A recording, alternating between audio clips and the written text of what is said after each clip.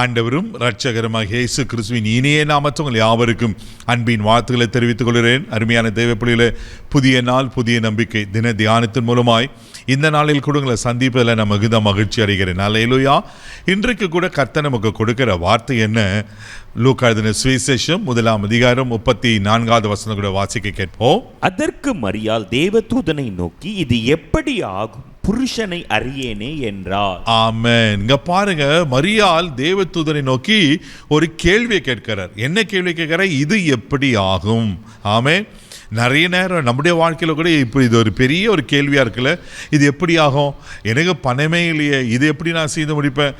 எனக்கு படிப்பே இல்லையே, இது எப்படி நடக்கும்? எனக்கு வேலை எங்கே கிடைக்கும்?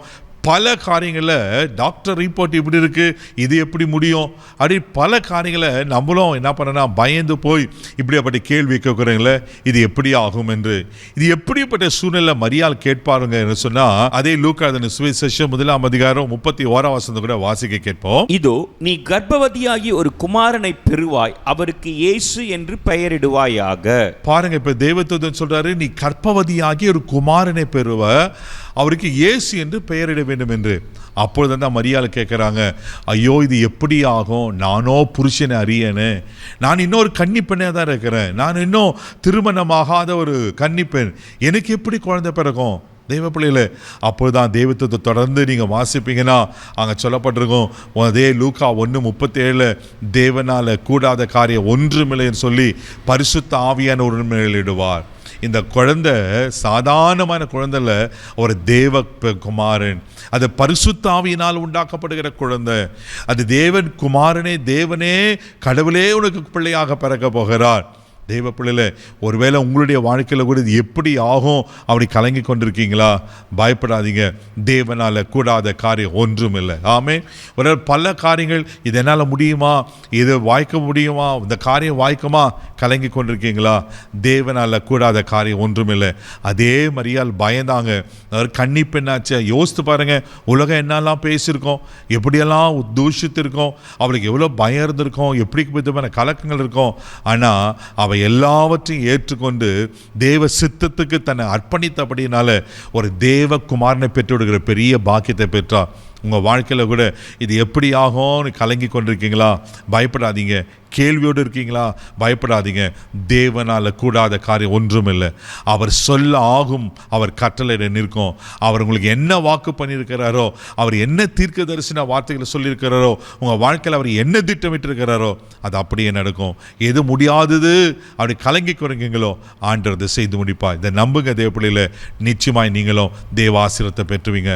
கண்களை முடி நம்ம ஜெபிக்கலாம். அன்பு தகப்பனே, உமக்கு நன்றி சொல்லி துதிக்கிறோம். ஸ்தோத்திரம் ஆண்டவரே.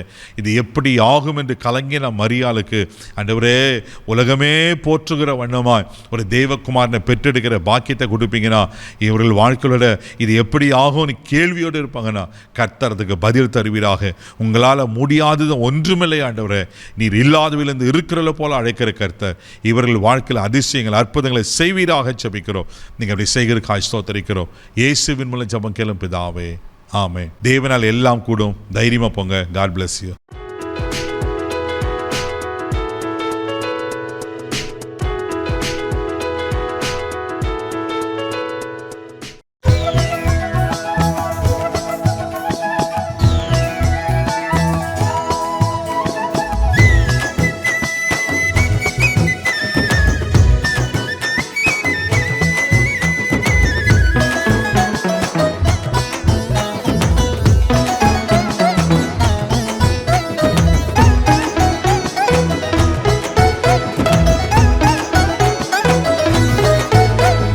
மகிமையான நாமம் இயேசு நாமமே, மதுரமான நாமம் இயேசு நாமமே. மகிமையான நாமம் இயேசு நாமமே, மதுரமான நாமம் இயேசு நாமமே.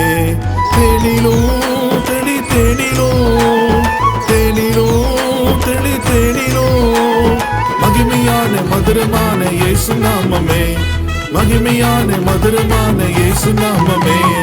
இயேசு நாமமே, இயேசு நாமமே, இயேசு நாமமே, அது நல்ல நாமமே. இயேசு நாமமே, இயேசு நாமமே, இயேசு நாமமே, அது வல்ல நாமமே.